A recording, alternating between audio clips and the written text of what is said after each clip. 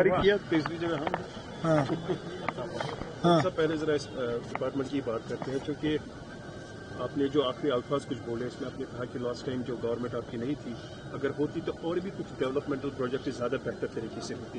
کیا اس کے بعد جو گورنمنٹ آئی انہوں نے اس طرح کا صحیح کام نہیں کیا؟ 2002 کے حوالے سے بات کر رہا ہوں اور بالخصوص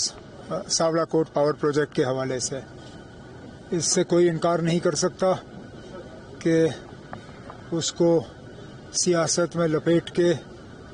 اس پروجیکٹ کو خجل کیا گیا اور اب ہمارے لیے بہت مشکل ہو گیا ہے اس کو ریوائیو کرنا کیونکہ قیمتیں بہت زیادہ بڑھ گئی ہیں، لیکن تب بھی ہم لگے ہوئے ہیں کہ کسی طرح یہ پروجیکٹ جو ہے یہ بن جائے کیونکہ اس میں 1100 سے زیادہ میگا واٹ جو ہے بجلی اس پروجیکٹ کے ذریعے جو ہے جموں کشمیر میں جنریٹ کیا جائے گا۔ میرا سیدھا اسی پروجیکٹ کے حوالے سے تھا۔ امر صاحب چونکہ اگلے مہینے سرکار کو 1 سال پورا ہو جائے گا، کسی طرح کی راحت کی امید ہے؟ جس طرح کوئی 3 یونٹس کی بات کی تھی یا کچھ اور ڈیولپمنٹ ہوگی جس کی وجہ سے روک راحت ہوگی؟ ہم اب اپنا کام کر رہے ہیں، جو آپ جن چیزوں کے حوالے سے آپ بات کر رہے ہو ان کا ذکر بجٹ میں ہوا ہے،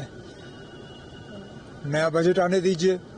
اس پہ ہم بتا دیں گے ہم نے کتنا کیا اور کتنا اور کرنا ہے۔ آخری بات، ایک صاحب کے جواب میں آپ نے کہا ہے کہ پتہ نہیں آپ دیکھیں گے جموں کشمیر یوٹی جموں کشمیر اسٹیٹ بنے گی کہ نہیں، ایسا کیونکہ یہاں الگ سیلاب بھی ہمیں دیتے ہیں،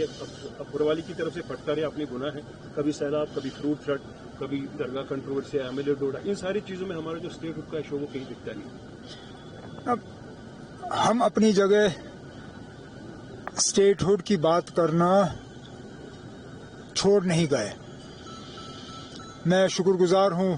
خاص کر شرد پوار صاحب کا، جنہوں نے پچھلے دنوں ایک بہت بہترین چٹھی